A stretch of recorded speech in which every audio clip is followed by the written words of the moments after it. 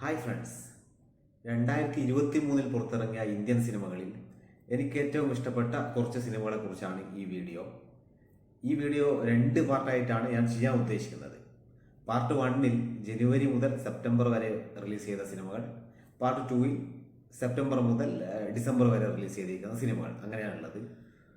ഈ ഫസ്റ്റ് പാർട്ടിൽ 15 സിനിമകളാണുള്ളത്. 5 മലയാളം സിനിമകൾ, 8 തമിഴ് സിനിമകൾ, ഒരു തെലുഗു സിനിമ, ഒരു ഹിന്ദി സിനിമ. അങ്ങനെയാണ് ഈ ലിസ്റ്റിലെ 15 സിനിമകളുടെ ബൈഫർക്കേഷൻ.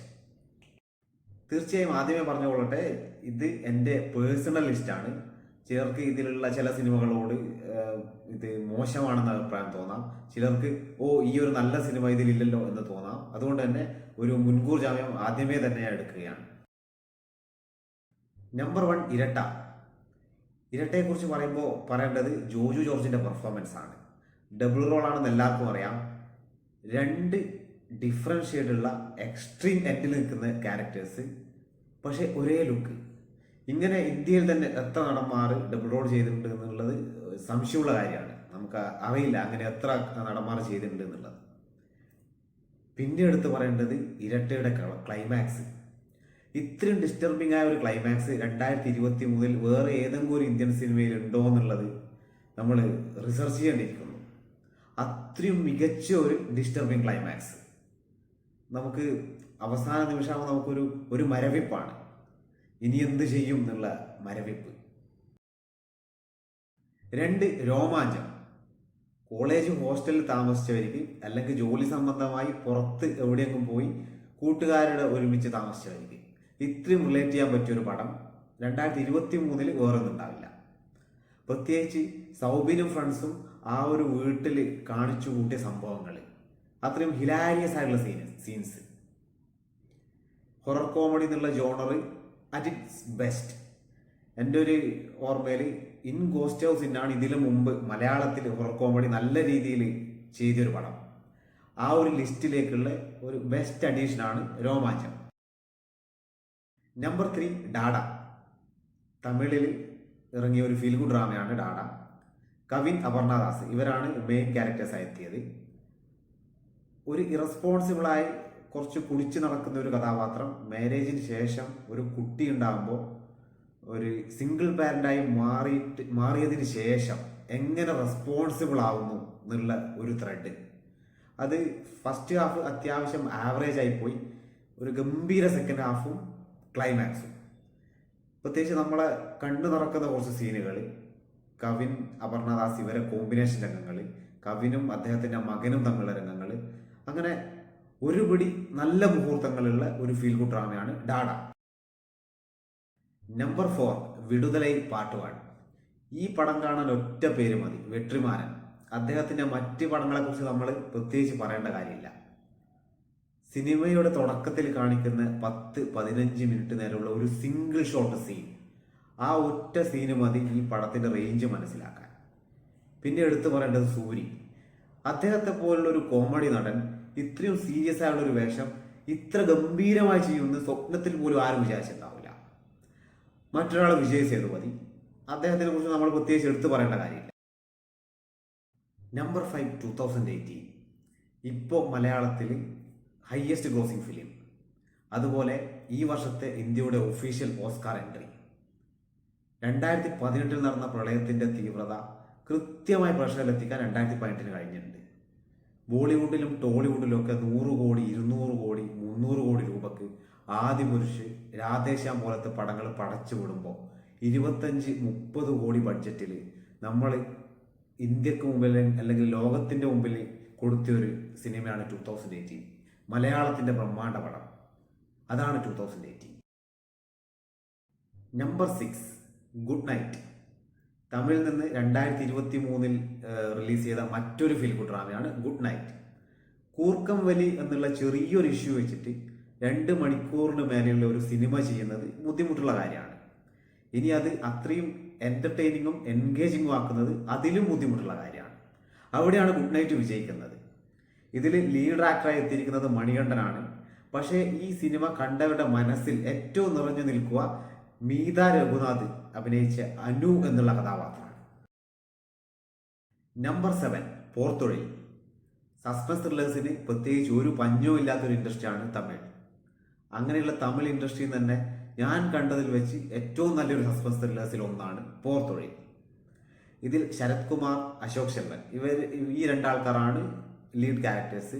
രണ്ട് എക്സ്ട്രീം എൻഡിൽ നിൽക്കുന്ന പോലീസ് കഥാപാത്രങ്ങൾ, അവർ തമ്മിലുള്ള കോൺഫ്ലിക്റ്റ്, കെമിസ്ട്രി, പിന്നെ ഇതിലുള്ള സീരിയൽ കില്ലറിന്റെ മോട്ടീവ്, അതാണ് ഈ സിനിമ ഏറ്റവും ഇൻട്രസ്റ്റിംഗ് ആക്കുന്നത്. അങ്ങനെ ഒരു വെറൈറ്റി സസ്പെൻസ് ത്രില്ലാണ് പോർത്തൊഴിൽ. നമ്പർ 8 മാമന്നൻ. മാരി ശെൽവരാജിന്റെ മുൻ പടങ്ങൾ കണ്ടവർക്കറിയാം, അദ്ദേഹം പൊതുവെ പറയുന്നത് കാസ്റ്റ് പൊളിറ്റിക്സ് ആണ്. പരിയേറും പെരുമാളും കർണനും, ഈ രണ്ട് പടങ്ങളെ അത്ര റേഞ്ച് തീർച്ചയായും മാമന്നനില്ല. പക്ഷേ ഈ ഒരു ലിസ്റ്റിലേക്ക് എത്തിക്കുന്നത് ഇതിലെ രണ്ട് ആക്ടേഴ്സിന്റെ പെർഫോമൻസ് ആണ്. ഒന്ന് വടിവേലു, പൊതുവെ കോമഡി പടങ്ങൾ ചെയ്യുന്ന അദ്ദേഹത്തിന്റെ ഒരു എക്സ്ട്രീംലി ഡിഫറെന്റ് ആയുള്ള ഒരു കഥാപാത്രം, മാമന്നൻ എന്നുള്ള ടൈറ്റിൽ കഥാപാത്രം ഗംഭീരമായി അദ്ദേഹം ചെയ്തിട്ടുണ്ട്. രണ്ട്, അതിനെ കവച്ചു വെക്കുന്ന രീതിയിൽ മലയാളത്തിന്റെ സ്വന്തം ഫാസിൽ എക്സ്ട്രീം വില്ലനിസം കാണിച്ചൊരു സിനിമ. നമ്പർ 9 മാവീരൻ. ഒരു കാർട്ടൂണിസ്റ്റ്, അദ്ദേഹം ക്രിയേറ്റ് ചെയ്യുന്ന മാവീരൻ എന്ന പേരുടെ ഒരു സൂപ്പർ ഹീറോ കഥാപാത്രം. കാർട്ടൂണിസ്റ്റിന് ഒരു ഇഷ്യൂ വരുന്നു, സൂപ്പർ ഹീറോ കഥാപാത്രം വോയിസിന്റെ രൂപത്തിൽ അയാളെ ഹെൽപ്പ് ചെയ്യാൻ വേണ്ടി വരുന്നു. ഇങ്ങനെയൊരു ത്രെഡ് ഇന്ത്യൻ ഭാഷകളിൽ തന്നെ ആരെങ്കിലും ചെയ്തതായിട്ട് അറിവില്ല.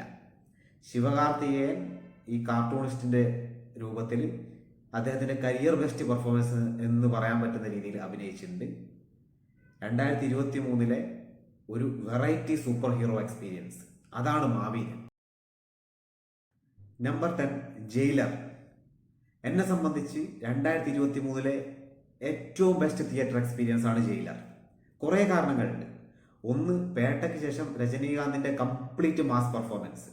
ഒരു സൂപ്പർ സ്റ്റാറിന് മാസ് കാണിക്കാൻ ഇങ്ങനെ 100 ആളെ അടിച്ചിട്ടുണ്ട് ഒരു കാര്യമൊന്നും ഇല്ല എന്ന് ജയിലറിലൂടെ രജനീകാന്ത് കാണിച്ചു തരുന്നുണ്ട്. ജസ്റ്റ് നടന്നു വന്ന് അവിടെ ഇരുന്നാൽ മതി.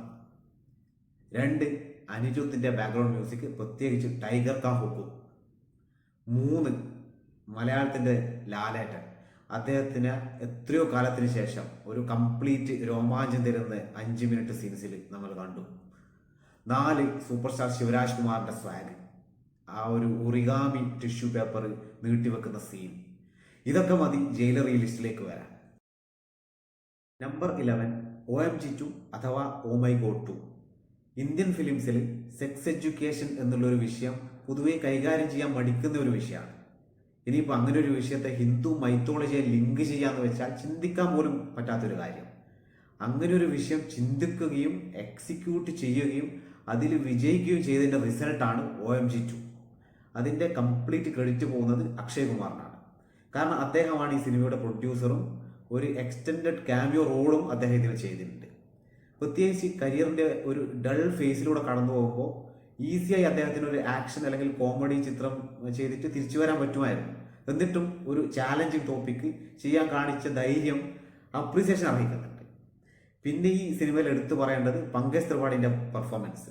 ഒരു ശിവഭക്തനായിട്ടുകൂടി ഈ സെക്സ് എഡ്യൂക്കേഷൻ കോടതിയിൽ എത്ര സിമ്പിളായിട്ടാണ് അദ്ദേഹം എക്സ്പ്ലെയിൻ ചെയ്യുന്നത് എന്നുള്ളത് ഈ പടത്തിനെ വിജയിപ്പിക്കുന്നതിൽ വലിയ പങ്ക് വഹിച്ചിട്ടുണ്ട്.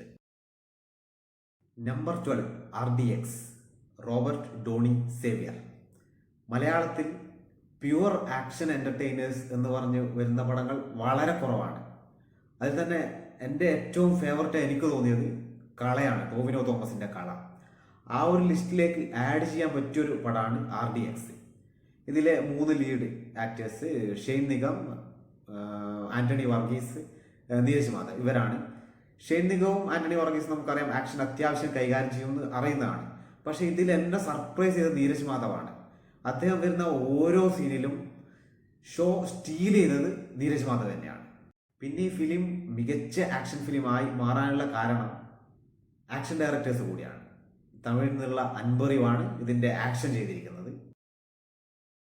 Number 13 Sapta Sagaradaache Ello side A. ഒരു കന്നഡ പടമാണ്. കന്നഡയിൽ ഈ ടൈറ്റിലിന്റെ മീനിങ് 7 കടലുകൾക്കും അപ്പുറം എന്നാണ്. രക്ഷി ഷെട്ടിയുടെ മുൻ പടങ്ങൾ കണ്ടവർക്കറിയാം അദ്ദേഹത്തിന്റെ റേഞ്ച് മിനിമം ഗ്യാരണ്ടിയുള്ള നടനാണ്. അത് ഈ പടത്തിലും വ്യത്യസ്തമൊന്നുമല്ല. ഒരു simple and sincere love story, Rakshit ഷെട്ടിയും രുക്മിണി വാസും തമ്മിലുള്ള കെമിസ്ട്രി, എന്നെ സംബന്ധിച്ച് 2023 ഏറ്റവും മികച്ച റൊമാൻറ്റിക് ഡ്രാമ അത് സപ്തസാഗരദാച്ചേലോ സൈഡ് എ ആണ്. Number 14 mark Antony. തമിഴിൽ നിന്നുള്ള ഒരു ടൈം ട്രാവൽ എൻ്റർടൈനർ. ഇതിൻ്റെ ബാക്ക്ഗ്രൗണ്ട് മ്യൂസിക് തൊട്ട് colour tone, location, actors performance എല്ലാ മേഖലയിലും മികച്ചു നിൽക്കുന്ന ഒരു ഫിലിം. പ്രത്യേകിച്ച് മാനാടിന് ശേഷം SJ സൂര്യയുടെ അഴിഞ്ഞാട്ടം. പിന്നെ പൊതുവേ ഞാൻ കേട്ട അഭിപ്രായം വിശാൽ അത്ര പോരാ, അദ്ദേഹം SJ സൂര്യക്ക് മുന്നിൽ കുറച്ച് പിറകിലായിപ്പോയി, അങ്ങനെയുള്ള അഭിപ്രായം കേട്ടിരുന്നു. പക്ഷെ എന്നെ സംബന്ധിച്ച് വിശാലിൻ്റെ കരിയർ ബെസ്റ്റ് പെർഫോമൻസ് അത് മാർക്ക് ആന്റണിയുടേതാണ്. Number 15 Kannur squad. മമ്മൂട്ടിക്ക് 2023 3 റിലീസുകളാണ് ഉണ്ടായത്. 1 നൻപകൽ നേരത്ത് മയക്കം, 2 കണ്ണൂർ സ്ക്വാഡ്, 3 കാതൽ തെക്കോർ. എനിക്ക് ഏറ്റവും ഇഷ്ടപ്പെട്ടത് കണ്ണൂർ സ്ക്വാഡാണ്. അതിൻ്റെ മെയിൻ കാരണം സിനിമാറ്റിക് എക്സ്പീരിയൻസും റിയലിസവും ചേർത്തുകൊണ്ടുള്ള ഇതിൻ്റെ മേക്കിംഗ്. തമിഴ് പടം തീരൻ അധികാരം കൊണ്ട് കണ്ണൂർ സ്ക്വാഡ് ചർച്ച ചെയ്ത അതേ വിഷയം കൂടുതൽ സിനിമാറ്റിക് രീതിയിൽ പറഞ്ഞ ഒരു സിനിമയായിരുന്നു. അതുപോലെ കുറ്റവും ശിക്ഷയും കണ്ണൂർ സ്ക്വാഡ് പറഞ്ഞ അതേ വിഷയം ആർട്ടിസ്റ്റിക് വേയിൽ പറഞ്ഞ ഒരു സിനിമയായിരുന്നു. ഇത് രണ്ടും ബ്ലെൻഡ് ചെയ്തുകൊണ്ടാണ് കണ്ണൂർ സ്ക്വാഡ് പ്രേക്ഷകരിലേക്ക് എത്തിച്ചത്. ഇത്രയുമാണ് 2023 ജനുവരി മുതൽ സെപ്റ്റംബർ വരെ ഇറങ്ങിയതിൽ എനിക്ക് ഏറ്റവും ഇഷ്ടപ്പെട്ട 15 സിനിമകൾ. ആദ്യം പറഞ്ഞതുപോലെ ഇതെൻ്റെ പേഴ്സണൽ ലിസ്റ്റാണ്. ഇതിൻ്റെ പാർട്ട് 2 സെപ്റ്റംബർ മുതൽ ഡിസംബർ വരെ ഇറങ്ങിയ സിനിമകൾ അടുത്ത വീഡിയോയിൽ വരുന്നതായിരിക്കും.